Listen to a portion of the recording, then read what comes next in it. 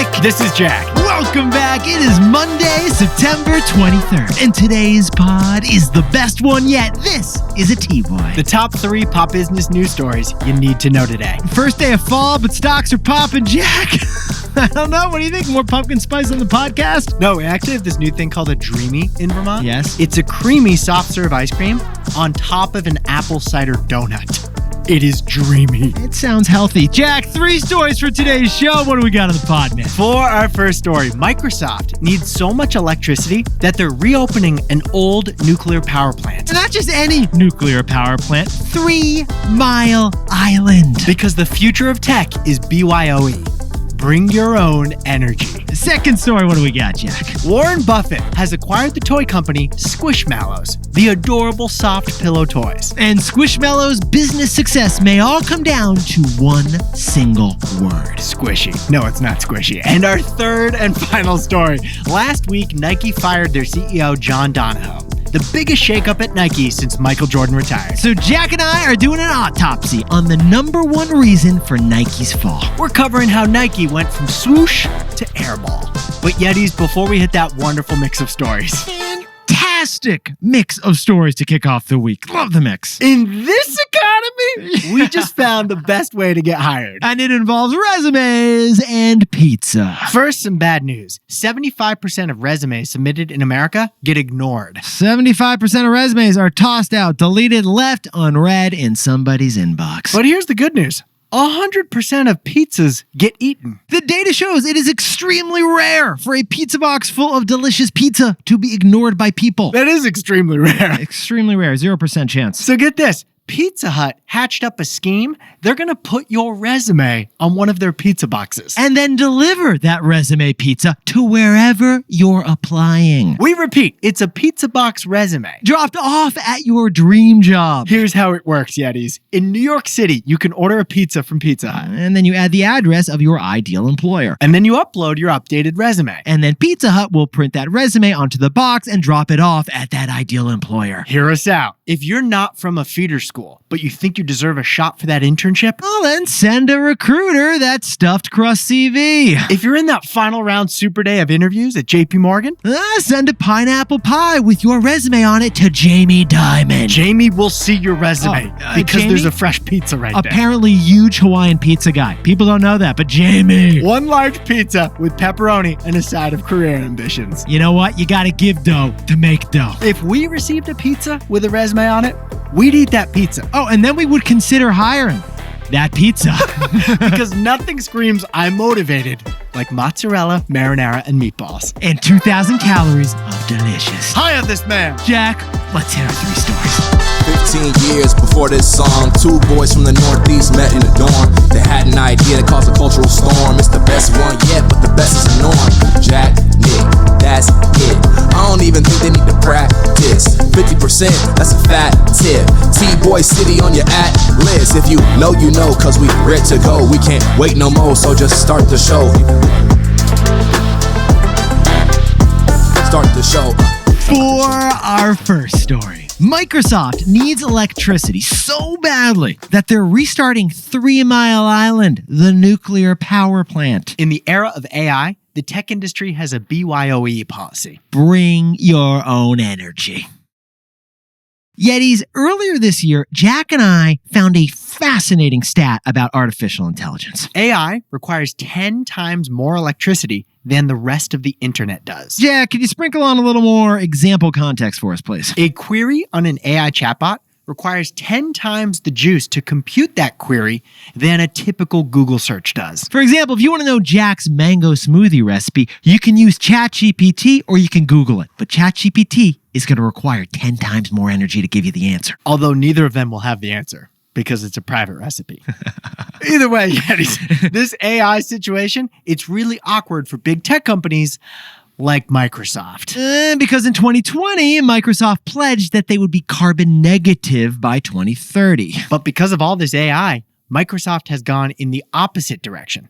They've increased their emissions since 2020 by 30%. That one's gonna hurt. Now, Yetis, that's the context. But here is the news. Microsoft is reopening the site of a U.S. nuclear meltdown. 3 Mile Island. It is a nuclear power plant in lovely Pennsylvania, the site of the scariest nuclear incident in American history. In 1979, there was a partial meltdown that released radioactive gas into the environment. Yeah, 3 Mile Island was actually the third scariest nuclear event in world history, behind Chernobyl and Fukushima. But we should point out, not a single person died due to that 3 Mile Island meltdown. In fact, not a single person has died on American soil from nuclear, which by that measure makes oil and gas a much more dangerous energy source. So today, Microsoft is paying an energy company to restart 3 Mile Island. Load it up, guys!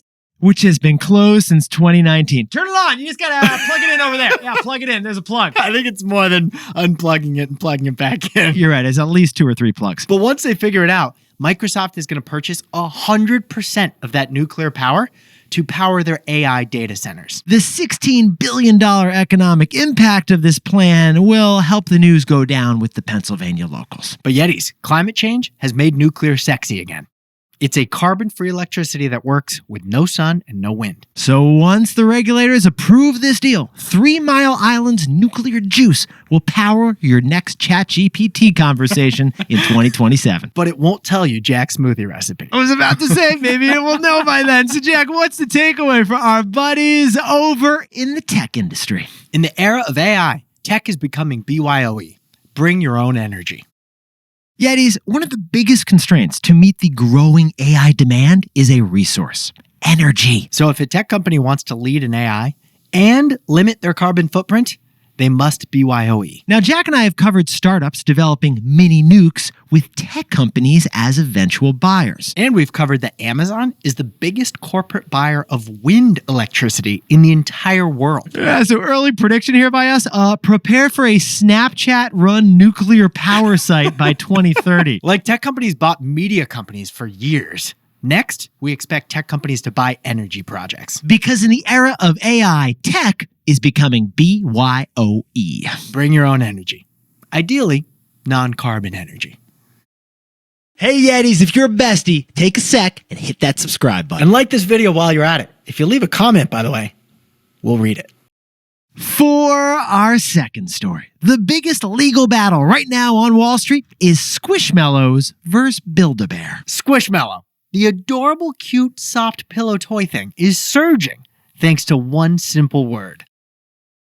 Yetis, Jack and I were talking about it, and you know what? We all survived one of the great economic bubbles of all time. Not the .com bubble, the Beanie Baby bubble. Oh, the Beanie Baby bubble. Jack, my Bucky the Beaver Beanie Baby dropped in value 90%. I sold it to some guy at Lehman Brothers. You did? I actually did. Well, there's a hot new collectible squishy toy du jour that we want to talk about. And Jack and I got curious about that fastest growing toy in America that's named the Squishmallow. It's part toy, part pillow. Each squishable toy is the shape of an animal, a person, or a movie character. It kind of looks like a huggable emoji Pokemon cloud with a personality. That's what I can think of, Jack. They're very huggable and snuggleable, and they're available in different pillow-shaped sizes. It's like an emotional support toy pillow. But this company is doing some very, very serious numbers, aren't they, Jack? $200 million in revenue last year. That's equal to Play-Doh's revenue and Nerf's revenue. And it also happens to be owned by the most famous investor in the world. Warren Buffett's Berkshire Hathaway acquired Squishmallow's parent company. In fact, there is even a Squishmallow of Warren Buffett, the investor. You can purchase an 8-inch fluffy toy of the 94-year-old Warren Buffett. But spoiler, they're sold out. You want to own one of these. In case markets start falling, you're going to want to squeeze a little 8-inch Warren Buffett. In the meantime, Yetis, you can't grow a business that big and that fast as Squishmallow without a little bit of drama. So Squishmallow is protecting itself in court right now. Here's the news. Squishmallow filed 36 lawsuits against knockoff squishy toys.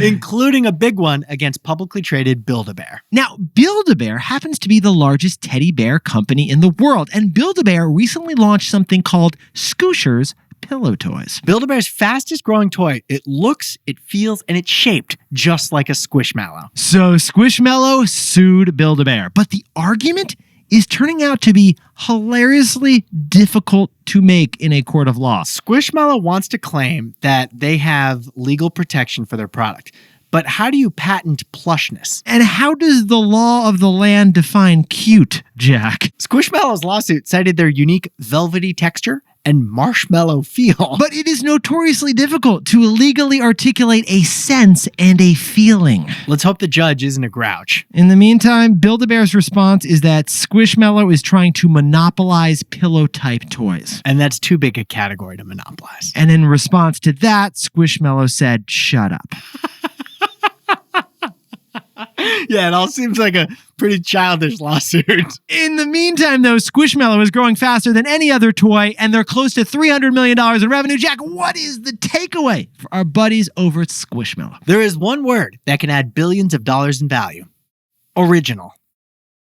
Yetis, Squishmallows may lose all 36 of their patent lawsuits, but that could still be okay. Because Squishmallow recently added one word to all their marketing, and that word is original. Original Ray's Pizza, original Milano's cookies, and now original Squishmallow toys. Adding original to the product, it's a low-cost way to signal product superiority. Original implies that all competitors are knockoffs and that your quality is higher. Original basically creates brand equity with just 7 simple letters. In fact, the Journal of Consumer Research shows that people have a higher willingness to pay for products with original in the label versus products that don't have original in the title. It's like we've said before, there is more money in adjectives than there is in nouns. The word original may be one of the great marketing trick shots of all time.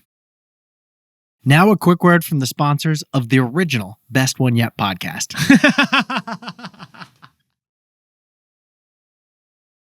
For our third and final story, with John Donahoe out as Nike CEO, we're doing an autopsy on his failed 5 years at the helm of Nike. Nike's mistake had nothing to do with sneakers and everything to do with stores. It was one big mistake.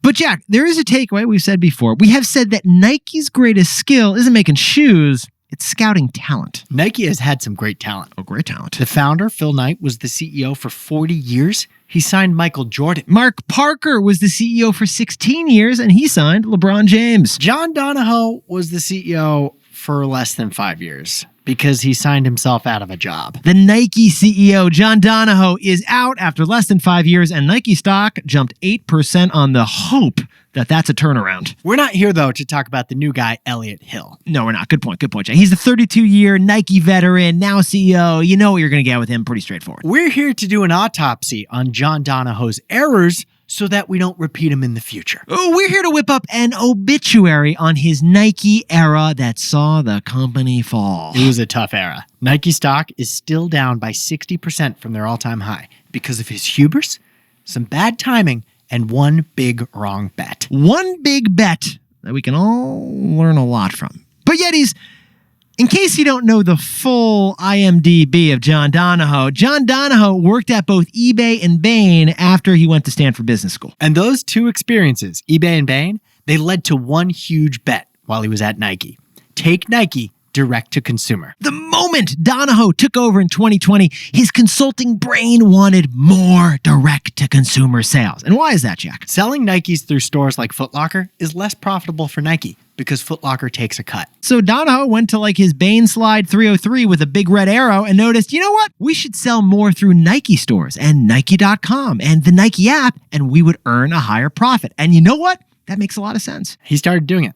But then 1 year later, in 2021, at the height of the pandemic, Donahoe's eBay brain started kicking in. And again, this made sense. Digitization, e-commerce were accelerating during the stuck-at-home era, so he went full direct-to-consumer with Nike. Nike started pulling sneakers out of Foot Locker, out of Dick's Sporting Goods, and out of other third-party sneaker stores. He was making a big bet that the Nike brand was so big, so powerful, so, oh my God, I gotta have it, that consumers would follow Nike wherever they could find it. When a customer showed up at Foot Locker and discovered Nike wasn't there anymore, that customer would open up the Nike app, download it if they have to, and then order Nikes through the app. I'll get my Air Jordans the new way with Nike. That's what Donahoe thought would happen. And Jack, what exactly did happen? Not that. Good point. That big bet he made about Nike and people coming to it was wrong. And what we can learn from it is our takeaway. So, Jack, what's the takeaway for our buddies over at Nike? The market is like a ball pit.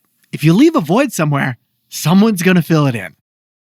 Yeah, it is. Nike pulling out of third-party stores was a colossal mistake. In fact, it was actually kind of a double whammy. Customers did not follow Nike. They bought something else at Foot Locker instead. And guess what they did buy? What did they end up buying, Jack? They bought Hoka. They did, but they bought Hoka. Hoka filled up all the old shelf space that Nike abandoned at Foot Lockers. Get this, Nike's 2 toughest years for sales were actually Hoka's 2 best years for sales. Once Nike realized this mistake, they came back to Foot Locker with their tail between their legs, like an ex trying to get back together. Take me back, baby. I didn't mean it. I'm here. You can have all my shoes. You had already found a substitute pair of running shoes on those shelves. It was Hoka. And Nike had lost its cool factor. So Nike's mistake the past 4 years, it had nothing to do with sneakers. It had everything to do with stores. Because the way Jack and I see it, retail stores are like a ball pit. If you leave a void, other balls are going to spill right into it.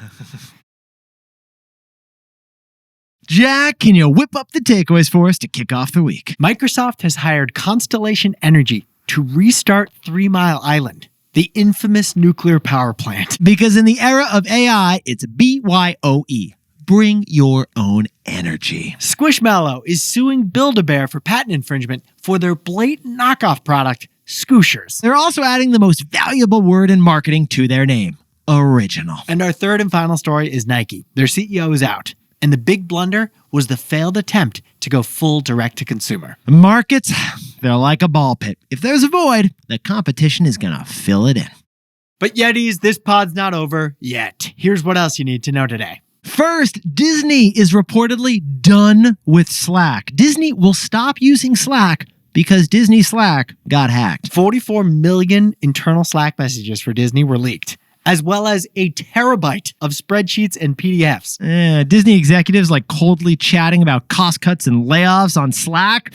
That's not a good look. That's not the most magical place on earth. And second, stock in Intel jumped Friday as the beleaguered chip company has merger and acquisition rumors going around. Qualcomm is thinking about merging with Intel, which would be the biggest U.S. chip merger ever. And would sound fantastic. Dun, dun, dun, dun. Dun, dun. And finally, JetBlue is opening up their first lounges in New York and Boston. Remember, Delta opened up a luxury lounge in New York that has free massages and Michelin-starred food. And Alaska Airlines officially merged with Hawaiian Airlines just last week. A lot going on in the skies. Yeah, so the big 4 airlines of the United States are getting more competition from number 5 and number 6.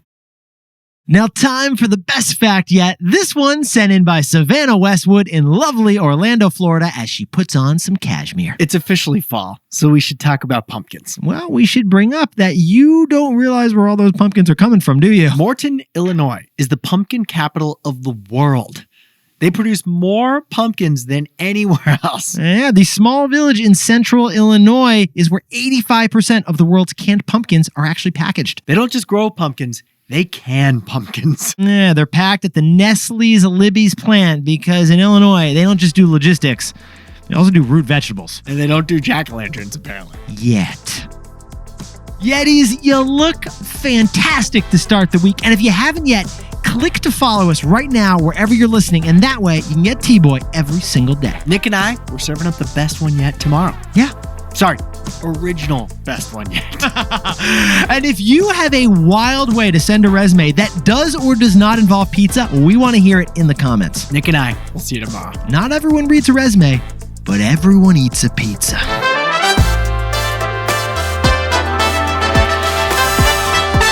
And before we go, a happy birthday to legendary Yeti Tyler Mayo, turning 13 down in the choo-choo capital of Chattanooga, Tennessee. Happy 5th birthday to Ward Dodgens in Wake Forest, North Carolina. And Richard Blight is turning 40 in Bristow, Oklahoma. He's always jumping in T-Boy style to the comment section, and we love seeing you there, Richard. Happy birthday to Lindsay Leva in Tucson, Arizona, who's celebrating with hubby and both baby boys. And Peter Fresky is turning 30 over in Seattle. Just not only had a birthday, also got engaged and has a new job. This guy living his best life right now. Peter. Happy 30th birthday to Summer Payne in Memphis, Tennessee. And congratulations to the team at Headline that raised a nearly $1 billion venture capital growth fund They're crushing it right now. They're mocking Schnell. Celebrate Ecatonia. And Frank and Sandra Rodriguez in Victorville, California have got a lovely 1-year anniversary. Congratulations to Noah Wolf in Phoenix, Arizona for becoming Jane Velarde's top monthly donor. And Anonya Singh in New York City is celebrating a fantastic birthday and is getting married in just 2 months. And to anyone else celebrating something today, make it a T-Boy. Celebrate the wins. This is Jack. I own stock in Amazon, Berkshire Hathaway, Disney, and Intel. And Nick's son owns stock of Nike in his 529 savings plan. Now that I think about it, on the Beanie Babies, I'm like, as a 8-year-old, I realized I was highly leveraged because I think I was I was just taking my parents' money and buying Beanie Babies to get forgiven. I remember pitching ideas yeah, this one's going up. This one's going up. You were highly levered. Credit default toy.